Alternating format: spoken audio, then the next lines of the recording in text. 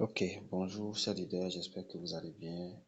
Moi, c'est le leader parfait. Je voudrais faire cette vidéo pour nous montrer un peu, pour partager avec nous les stratégies, les différentes stratégies actives que nous utilisons. Ok, donc pour ceux qui, pour la première fois, entendent parler de l'application Royal Q, c'est justement une application, un logiciel dont nous nous servons pour faire le trading des crypto-monnaies sur trois des plus importantes plateformes d'échange de crypto-monnaies au monde. Il s'agit de Binance, de Huobi, de Coinbase Pro. Alors, comment ça se passe? Pour pouvoir se servir de l'application pour faire le trading des crypto-monnaies, vous aurez besoin alors de payer la licence ou bien le droit d'utilisation de l'application qui coûte 120 dollars pour une validité de 1 an. Et donc, pour pouvoir payer le droit d'utilisation, vous avez besoin d'avoir un compte personnel. Le compte, la création du compte passe par une inscription où vous devez vous servir d'un lien d'un utilisateur actif. Un utilisateur actif, c'est celui qui a déjà payé la licence. Donc, une fois que cela est fait, vous payez la licence, vous créez les API, vous déposez de l'argent sur votre exchange, votre compte exchange. Si vous êtes dans un pays où Binance, Huobi et Coinbase Pro sont les trois autorisés à la fois, si vous avez assez de capital pour être reparti sur les deux comptes, pour les trois comptes, vous pouvez utiliser les trois plateformes simultanément. Vous n'avez aucun inconvénient. Sauf que dans le choix des différents comptes, des différentes plateformes, vous devez vous baser sur certains critères. Le premier, c'est la sécurité des plateformes et de deux, c'est les frais de transaction. Je commence par Coinbase Pro. Pour payer les frais de transaction sur Coinbase Pro, c'est 0,5%. Vous allez sur Huobi, c'est 0,2% et sur Binance, qui est la plateforme la moins chère, c'est 0,1% et vous pouvez même réduire de 25% pour ne payer que 0,075% quand vous activez l'option de paiement des frais d'opération avec le BNB. Ok, une fois que ceci est fait, l'API est créée. Vous devez maintenant déposer des frais de performance sur votre compte Royal Q sur Asset. À ce niveau, vous déposez les frais de performance sur Asset. Vous déposez les frais de performance à ce niveau. Donc, les frais de performance déposés, de ces frais de performance déposés seront prélevés les carburants, bien les frais de compensation, bien les frais de stratégie. Maintenant, la stratégie active qui va faire, une fois que vous finissez cette étape, vous choisissez une stratégie. Vous pouvez choisir une stratégie active en allant dans quantitatif pour choisir des monnaies, les paires de monnaies, en prenant votre position vous-même, où vous allez tranquillement dans cycle pour faire le copy trading. Donc, pour avoir plus d'informations sur le copy trading, veuillez vous référer à mes précédentes vidéos, toujours sur mon compte YouTube. Vous aurez assez d'informations. Et quand nous venons maintenant dans la stratégie active, cela fait appel à votre intervention régulière, soit dans le choix de la paire de monnaie à trader, dans les différents paramètres. Vous pouvez utiliser des paramètres personnalisés ou vous utilisez des paramètres reçus par des signaux. Donc, tu vas donc aller directement sur des paramètres reçus par des signaux qui feront l'objet de cette présentation vidéo. Alors, je quitte pour aller faire quels sont les types de signaux que nous recevons habituellement. Voilà, donc nous avons l'habitude de partager ces signaux. Nous avons l'habitude de partager des signaux journaliers qui sont ces types de signaux qui comportent en réalité deux parties. La première partie est plus haut et la seconde partie qui est vers le bas. Donc la première partie c'est là et la deuxième partie est vers le bas. La première partie qui est vers le haut, c'est la partie où vous pouvez faire des paramétrages avec option de réapprovisionnement, avec option d'utilisation des paliers. Et la seconde partie, c'est le trading en one shot avec le FBA automatiquement. Donc, je m'en vais tout droit, directement pour montrer un peu comment prendre des positions avec la première partie. La première partie, j'ai des informations que je connais. J'ai des informations que je connais, notamment j'ai le take profit, j'ai le prix d'entrée sur le marché j'ai le nombre de ventes à faire sur cette position. Et j'ai aussi le first buy, le capital d'entrée sur le marché minimum. J'ai le nombre de paliers à pouvoir utiliser. J'ai le buy in callback qui est un paramètre alors de réapprovisionnement. Et j'ai le distributeur take profit. Et j'ai aussi la configuration, des paliers. Donc, je m'en vais directement alors sur une position mana. Je m'en vais sur une position de mana. Je clique sur mana, je vais chercher mana, je mets mana. Mana plutôt, je trouve mana. Donc, je clique sur mana, ça m'amène sur cette interface. Moi, là, je clique sur Trade Setting. Je clique sur Trade Setting. Je viens à ce niveau. Je sais que le first buy in amount qui m'est donné, le minimum est de $10. Ici, je vais prendre le minimum, d'accord? Donc, j'ai la possibilité de pouvoir ouvrir, d'activer cette option.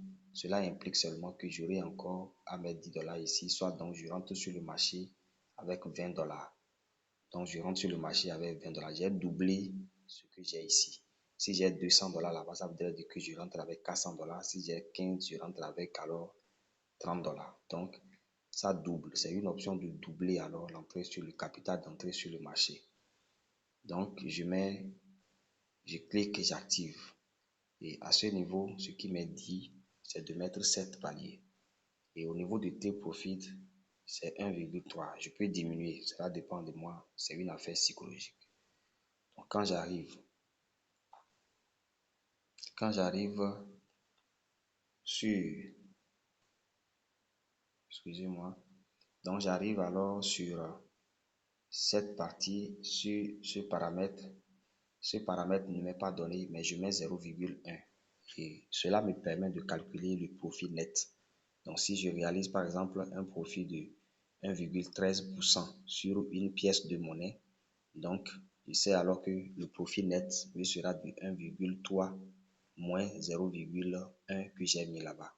Donc, ça serait 1,2% par pièce. C'est par pièce. Le take profit, c'est par pièce de monnaie en fait. Et donc, quand je quitte là, je viens sur ce paramètre. À ce niveau, il faudrait que j'aille dans les... Voilà, il faudrait que j'arrive ici. Je sais que ce qui m'est dit, c'est de mettre 0,5. Ou bien, un instant, on retourne quand même pour aller voir ensemble. Voilà, donc c'est bien à ce niveau. Donc, je mets 0,5, 0,5, 0,5 4 fois et puis je mets 1,5, 1,5 3 fois. Et sur la deuxième colonne, c'est 2, 2, 2, 2, 2, 2, 1. Donc, je retourne sur 0,5, 0,5, 0,5, ça non, 0,5 et je mets 1,5, 1,5, 1,5 et je reviens à ce niveau, c'est 0, c'est plutôt 2, 2, 2,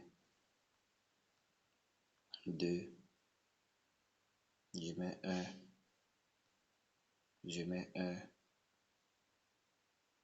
je mets 1. Je clique alors sur confirme. Donc, je sais que j'ai répondu à ça, je clique alors sur confirmer. Donc, je clique sur confirme, ça m'amène à ce niveau. Et qu'est-ce que je fais? Je vais cliquer sur save. Donc, je vais cliquer sur save. Quand je clique sur save, ça m'amène ici. Donc, je viens à ce niveau, je clique ici. Et quand je clique là, je choisis toujours, quand je suis à plus de 5 paliers, je choisis toujours Subin Mode Real Time Settlement et puis je clique sur Confirm. Quand je clique sur Confirm, ça reste là. Il faut maintenant que je choisisse l'option, soit je le maintiens en cycle. Donc, ça achète, ça vend, ça achète, ça vend, ça achète, ça vend, ça achète, ça vend. Et dès que ça fait 5 ventes, ça veut dire que c'est la fin. Alors, comment arrêter le trade pour siffler la fin. Je compte une fois celle news, celle dans news. Je reçois les notifications, les messages là-bas. Donc, news, celle 2, news, celle 3, news, celle 4. Je reviens ici, je clique, je mets ça sur one shot si je suis en cycle. Je mets ça sur one shot. Et quand je clique en one shot, la cinquième vente, c'est-à-dire news, celle cinquième fois, la position sera clôturée. Donc, je clique ici par exemple. Ça voudrait dire que quand ça va vendre une seule fois, c'est fini, la position est clôturée. Mais quand je laisse, par contre, ça peut acheter, vendre, acheter, vendre, acheter, vendre autant de fois que je veux. Avant d'aller mettre ici, dès que je mets one shot, la suivante, la vente suivante va siffler la fin. Ça serait la fin du trading avec la vente suivante. Ça serait la fin. Et donc, qu'est-ce que je fais? Après avoir, je maintiens ça sur cycle. Et donc, il me faut vérifier le prix qui m'a été donné, le prix qui m'a été donné par le signal, c'est combien? C'est 2,547 qui est le prix qui m'a été donné. 2,547, ça c'est le start price. Donc, il me faut aller vérifier si je suis encore dans le prix. J'ai plutôt le prix qui est inférieur. J'ai le prix qui est inférieur à 2,45. Donc, je n'ai plus rien à faire que d'aller cliquer sur Start directement. Au cas où le prix est supérieur et que je tiens toujours à continuer par faire le trading, je viens à ce niveau. Je clique ici et je mets le prix. Ça fait 2,547. Et quand je finis cela, je clique sur Confirm. Donc, je clique sur Confirmer. Donc, ça enregistre. C'est quand le prix sera de 2,547 que le bot va déclencher l'achat. Sinon, la position sera gardée. Si c'est plus élevé toujours et que le prix n'est plus redescendu, le prix n'a plus chuté, le prix n'est plus revenu à 2,547, il n'y aura jamais d'entrée sur le marché. Je peux donc aller sur pause. Une fois que je clique, je verrai que ici sera changé en rouge. Au lieu de start, je verrai pause. Si je veux donc mettre fin alors que l'achat n'a jamais eu lieu, l'entrée sur le marché n'a jamais eu lieu, je viens cliquer sur pause et puis c'est fini. C'est dans le cas où j'ai lancé l'entrée, j'ai programmé, j'ai mis en différé l'entrée sur le marché, mais que cela n'a jamais eu lieu. Mais si j'ai déjà de l'argent sur le marché et que je clique sur pause, ça voudrait dire que je relâche la crypto-monnaie dans mon compte Binance, Huobi ou Coinbase Pro. Je verrai désormais une crypto-monnaie qui sera disponible là-bas. Il me faut revendre ça moi-même de façon manuelle. Alors, prudence, si vous voulez cliquer sur pause. Si vous ne savez pas le faire, vous doutez, vous pouvez contacter un leader qui va vous assister. Donc, j'ai fini de mettre en position cycle ou one shot, mais je trade quand même avec 7 paliers. Ça, comme vous pouvez le voir, c'est avec 7 paliers. Avec 7 paliers. Maintenant, si vous n'avez pas assez d'argent, comment calculer la position, combien vous dépensez sur la position? Je calcule rapidement combien je dépose cette position. Donc, j'ai déjà 10 dollars ici. Comme j'ai ouvert ici, ça fait 10 dollars de plus. Pour trouver ce que je dépense sur les paliers, il faudrait que j'aille à ce niveau. Donc, je vais encore sur les paliers, combien je dépense là-bas. Donc, le calcul se fait en tenant compte d'un facteur, c'est-à-dire le FBA, fois la variable qui se retrouve ici, qui est le ratio d'achat. Donc, le multiple by in ratio, ici, à ce niveau. Donc, le ratio multiplicateur pour les achats. Donc, pour calculer ce que je dépense, par exemple, sur le premier palier, ça fait 10 fois 2, ça fait 20. 10 fois 2 aussi, ça fait 20. 10 fois 2, ça fait 20, 20. Et ainsi de suite. Quand les 1, 1, 1, ça veut dire que ici, déjà, j'ai 20 fois 4, ça fait 80. Et j'ai 30 parce qu'il y a 7 paliers. J'ai 1 fois 3 encore en bas. Donc, ça fait 10, 10, ça fait 30, ça fait 70. Ça fait 30 plutôt. 30 plus 80, ça me donne directement 110 à ce niveau. Donc, si je retourne pour aller voir, ça fait 110. Donc, j'ai 110. Ça fait 110 que j'ai utilisé sur le palier ici, plus 10 ici, plus 10 là-bas. Donc, ça voudrait dire que j'ai besoin au total de 130 dollars pour cette position seule. Je rappelle que ce n'est pas parce que j'ai 130 dollars que je prends la position absolument. Il ne faudrait pas que je mette mes 100% du capital sur une seule position. Retenons cela, le money management. Donc, je peux donc réduire aussi, excusez-moi, je n'avais pas paramétré à ce niveau. Il faudrait que je mette 2,2. Distributed. Tes profits, c'est 2,2 qui est demandé. Ce qui est donné par le signal, c'est 2. Vous pouvez le voir à ce niveau. C'est ça. Voilà. C'est ça. Ça, c'est ce paramètre que je suis allé faire tout à l'heure. Je n'avais pas fait ça avant. Vous m'excusez. J'ai fini ça, je mets alors confirmer aussi. Donc, je peux donc aller sur les paliers pour réduire. Au lieu d'utiliser 20 dollars là-bas, je mets 10 dollars, 10 dollars, 10 dollars et je mets 10 dollars. Donc, ça fait 10 fois 7. Ça me fait 70 dollars sur les paliers. Et comme j'ai déjà 20 dollars, j'ai déjà utilisé 20 dollars de l'autre côté. Donc, je clique ici sur confirmer. Donc, j'ai déjà utilisé 10 dollars. Ça fait, j'ai utilisé 10 dollars ici. 10 dollars aussi ici et 70 dollars ici, ça fait 90 dollars au total. Je peux encore réduire en mettant ici par exemple 5. Si je mets 5, ça veut dire simplement que au lieu de 10, 10, si je garde les 10, 10 toujours, ça veut dire que je dépense sur les paliers. Je dépense ici sur les paliers 50. Donc 50, je dépense 50, je dépense 10, je dépense 10, ça fait 70 pour prendre cette position. Je peux encore réduire encore, je ferme cette partie. C'est-à-dire que j'ai fermé ici. Et quand je ferme là, ça veut dire que j'utilise 10 et j'utilise 50. Ça fait 60 dollars pour prendre une seule position. Au minimum, je peux utiliser 60 dollars. Je peux aller encore réduire plus que ça. Ça dépendra de mon capital. Vous allez vous référer à la vidéo de comment calculer le capital utilisé sur une seule position. Donc, quand j'ai fini cela, je retourne pour aller voir la deuxième partie. Je clique sur Save. Et je vais voir la deuxième partie de mon signal. La deuxième partie du signal, c'est cette partie, bien sûr, cette partie. C'est une partie qui m'indique le one shot avec le FBA. Comment cela se calcule? Je calcule d'abord le profit. Le profit pour moi, c'est le prix d'entrée, c'est le prix de clôture moins le prix d'entrée. Ça voudrait dire, je fais alors le profit. Donc, je fais profit. Si je veux établir une formule, je mets profit égale prix d'entrée, prix de clôture ou bien prix de vente. Prix de vente ou prix de clôture moins prix d'entrée. Moins le prix d'entrée. Prix d'entrée. Moins prix d'entrée. Donc, alors je fais le calcul rapidement. Ça fait 0, ça veut dire alors profit égale, donc ça fait 2,57 moins 2,547. Donc ce qui me donne alors profit égale encore 0, puisque j'ai déjà fait le calcul, 0,23 dollars par pièce. Dollars. Ce que je fais, ce que je gagne par pièce.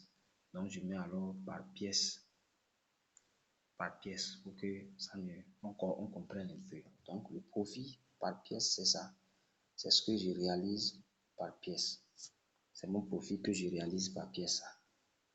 Donc, alors que je sais que l'autre formule qui peut m'amener à calculer le profit, c'est aussi le profit égal alors le take profit. Donc, take profit multiplié par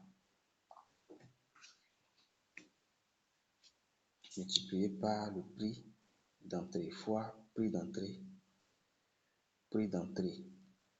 ou bien prix d'achat, prix d'entrée ou bien prix d'achat et le tout,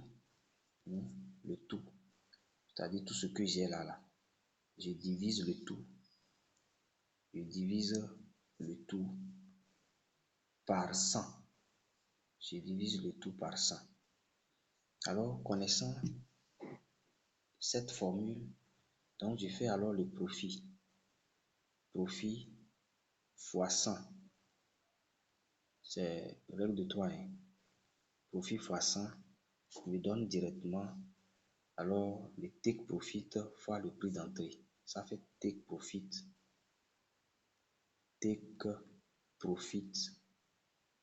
Take profit fois le prix d'entrée. Fois prix d'achat ou prix d'entrée. Prix d'achat. Prix d'achat ou prix d'entrée. Prix d'achat ou prix d'entrée. Donc, je fais alors take profit fois celui-ci. Alors que puisque c'est le take profit que je peux calculer, donc ce qui m'amène alors à dire que le take profit. Donc, le take profit, take profit, take profit me revient alors à faire profit fois 100. Profit fois 100. Le profit fois 100 divisé par prix d'achat. Donc, divisé par le prix d'achat. Divisé par prix d'achat. Prix d'achat. Prix d'achat. Ok, divisé par le prix d'achat. Donc, je reviens alors pour mettre maintenant, je mets take profit que je mets en TP. Je mets égal profit que j'ai déjà, ça fait 0,023 multiplié 0,023 multiplié par 100. Multiplié par 100 divisé par le prix d'entrée, c'est-à-dire le prix de l'entrée sur le marché, ça fait 2,547 plutôt, 54,7. Donc, ceci me donne alors le take profit. Take profit égale 2,3 multiplié par 2,3 parce que quand je fais 0,03 fois 100, ça donne 2,3 divisé par 2,54,7. Ceci me donne alors take profit égale le take profit égale 0,9. Vous pouvez faire le calcul vous-même. Donc, puisque le take profit ne peut pas rester avec virgule, ici, sur Royal Q, je le mets plutôt à 1. Je le réduis à 1, ça fait sensiblement égal à 1. Donc, égal approximativement à 1%. Égal à 1%. Donc, j'ai fini de faire le calcul. Quand j'ai fini de faire le calcul, je retourne pour aller faire le paramétrage. Donc, je clique sur Trade Setting. Et quand je clique sur Trade Setting, je viens à ce niveau, je mets tout ce que je veux mettre ici. Si c'est 200 $, je le mets 200 $. Et si ça doit être de 1 palier. Et mon take profit étant de 1 par pièce, je mets 1 $, je mets 1%. Et je vais maintenant pour aller cliquer à ce niveau. Et je paramètre le palier de façon que le réapprovisionnement soit difficile. Donc, qu'est-ce que je fais? Je peux mettre 90%. Donc, ça voudrait dire que le margin drop, ceci doit baisser de moins, ça là, ça doit baisser de moins 90% avant qu'il y ait un réapprovisionnement. Voilà, avant qu'il n'y ait un réapprovisionnement. Et donc, je peux, comme là, en crypto, tout est possible, il faudrait que je prévoie aussi par conséquent ce qui doit rester à ce niveau. C'est très important. Il faudrait, comme quand on me demandera de faire le réapprovisionnement, que ça ne soit pas trop élevé. De toutes les manières, si le réapprovisionnement ne peut pas avoir lieu, ça n'aura pas lieu. Et donc, je clique alors sur Confirm. Je clique sur Confirmer et je clique sur Confirmer. Si je clique sur Confirmer, j'arrive à ce niveau. Je pense que tout est bon. Je clique sur Save.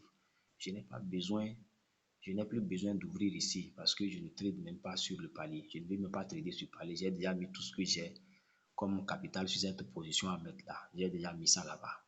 Et je sais que c'est 1% par pièce. S'il vous plaît, chers leaders, c'est 1% par pièce. Donc, si mon capital peut me permettre d'acheter 1000 pièces, ça voudrait dire que je fais 1% fois 1000. Mon 1%, ça ne veut pas dire que je fais 1 fois 1000. Hein. Non, c'est par pièce. Donc, je vois le prix par pièce. Donc, 1% du prix par pièce. Voilà. Donc, je clique alors sur Save. Une fois que j'ai cliqué sur Save, il faut forcément que je vienne mettre ça en one shot. Je viens mettre ça en one shot. Et quand je clique sur one shot, je vois que one shot va apparaître en haut.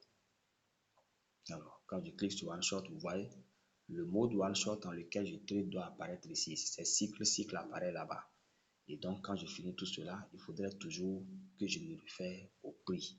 Si le prix est bon pour moi, je m'en vais, je clique sur Start. Mais bien avant, je peux encore, bien avant cela, je peux revérifier pour la dernière fois les informations du paramètre que j'avais introduit. 200 pour first buy in amount, one margin call limit, je le mets à 1, etc. Take profit, c'est 1.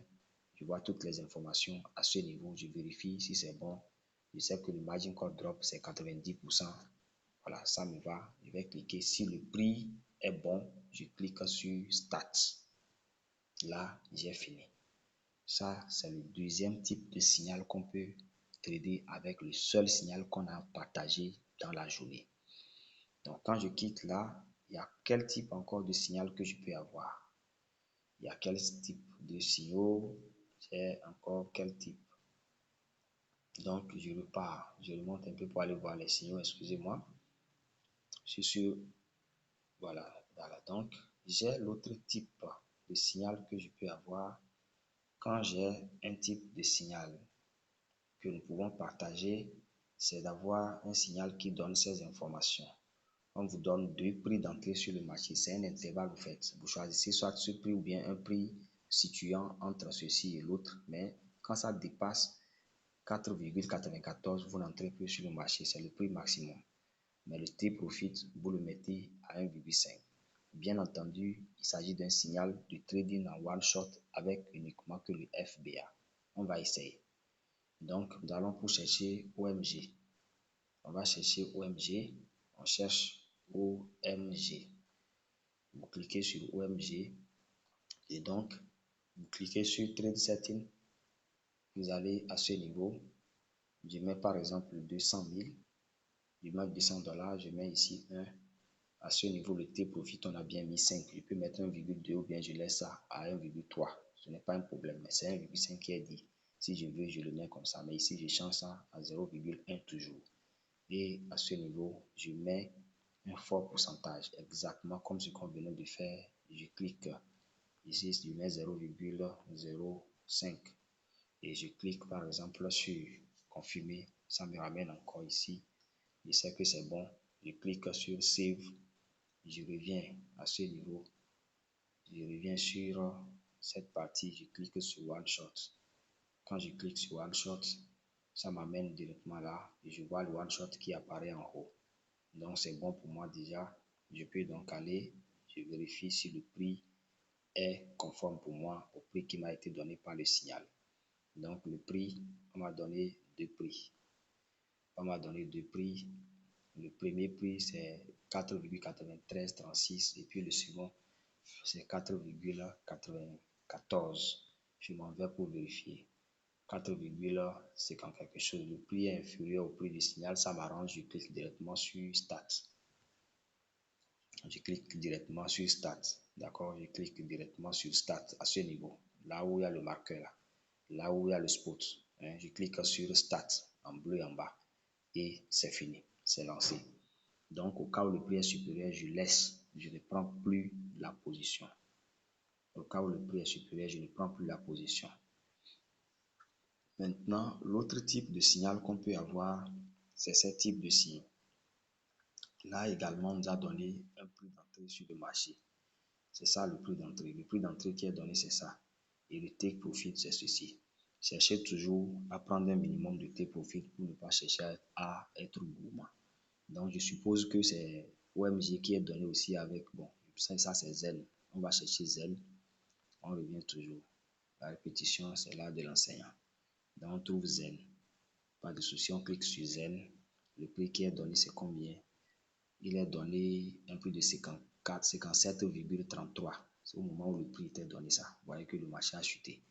Donc, je choisis, je clique alors sur Trade Setting. D'accord? Je clique sur Trade Setting.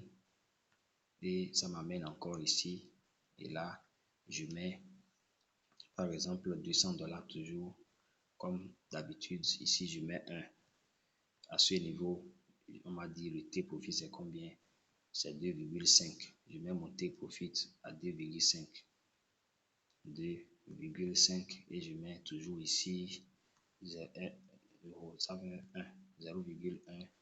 Je viens, je clique sur, je clique ici, je clique là-bas, je clique là et je viens mettre un pourcentage élevé pour empêcher le réapprovisionnement et je clique sur confirm.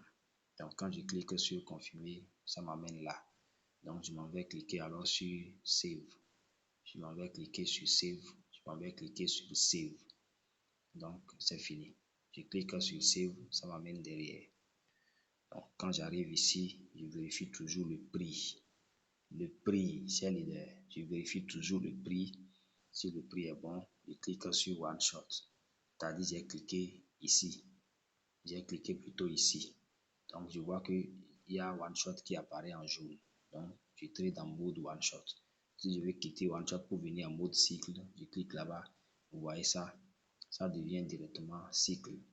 Mais je vais trader en one shot puisque c'est à un seul coup. Quand le prix est bon, le prix est bon. Je vérifie le prix et que le prix est bon. Je reviens directement, je clique sur start. Donc c'est aussi ça un signal. Donc je quitte là. J'ai un autre type de signal qui peut venir. Ça, par exemple, on vient de le faire. Donc, je peux avoir, par exemple, des signaux comme ça. Des signaux comme ça où le prix n'est pas donné, le take profit n'est pas donné. Mettez toujours le take profit de 1,2, d'accord, à 2%. 2% par pièce. Et vous choisirez le prix actuel, le current price, comme le prix l'ordre market, comme le prix d'entrée sur le marché. Vous rentrez immédiatement à n'importe quel prix. Donc, vous mettez 0,1,2 à 2%. Donc, ça, quand vous verrez des informations comme ça, vous verrez des informations comme ça, c'est toujours le signal. C'est toujours un autre type de signal, sauf qu'on a donné seulement le time frame sur 4 heures à 8 heures. D'accord. Donc, une fois que ceci est fini, je pense que nous avons parcouru brièvement le type de signaux que vous pouvez recevoir. Le type de signaux. Donc, vous pouvez recevoir des signaux comme ceci où on ne donne qu'un seul prix. Ça là, c'est le prix d'entrée sur le marché qui est donné, le take profit aussi qui est donné là-bas. Donc, pour Cake par exemple. Donc, ça revient pratiquement à la même chose que ce que nous avons déjà vu précédemment. Voilà un peu à peu près ce que vous pouvez avoir en fonction à faire comme travail en fonction des signaux reçus. En fonction des signaux reçus, comment vous pouvez faire la configuration. J'espère que cette vidéo peut vous aider. Ça peut être très utile pour vous. En se référant à ça, vous n'aurez plus besoin à chaque fois que nous revenions derrière pour partager avec vous comment synchroniser ces positions avant. À chaque fois que nous lançons les signaux, on n'aura plus besoin de recommencer. Mais plutôt, si vous maîtrisez déjà ça, vous pouvez vous-même, une fois que vous voyez des signaux, prendre des positions sans toutefois se référer à chaque fois au parrain, à un autre leader et autres. Merci, cher leader. Maintenant, je reviens sur la dernière partie. La dernière partie, c'est que vous n'avez pas de signaux envoyés, mais que vous voulez trader, vous pouvez trader à vue. Et de cette manière, comment ça se fait? Vous venez dans la liste quantitative. Vous venez dans la liste quantitative et vous parcourez, par exemple, vous parcourez les informations, d'accord? Vous parcourez les informations, vous pouvez venir ici. Vous choisissez, par exemple, parmi les 10 premières crypto-monnaies. Vous allez avoir la liste, on va vous envoyer la liste, on va partager la liste avec vous. Donc, les 10 premières monnaies, vous pouvez faire la recherche vous-même et là, en fonction de leur volatilité, vous choisissez de vous positionner. Donc, supposons par exemple que je m'en vais prendre YFI que j'aime beaucoup trader. YFI que j'aime beaucoup. Je viens par exemple, je vois que YFI a chuté de moins 10%. Donc, j'ai choisi la monnaie qui a beaucoup plus chuté. Et je vois, si je suis trader, bon, moi-même, ça ne se pose, le problème ne se pose pas. Mais c'est quand je ne suis pas trader que je navigue à vue, que je vais choisir les monnaies qui ont beaucoup plus de fort pourcentage de baisse. Donc ici, par exemple, celui-ci a considérablement baissé. Tu vois qu'il a considérablement baissé. Et donc, je m'en vais et je clique à ce niveau. Je m'en vais donc pour choisir comme take profit, je divise par 2. Je peux prendre 5, je peux prendre 2%.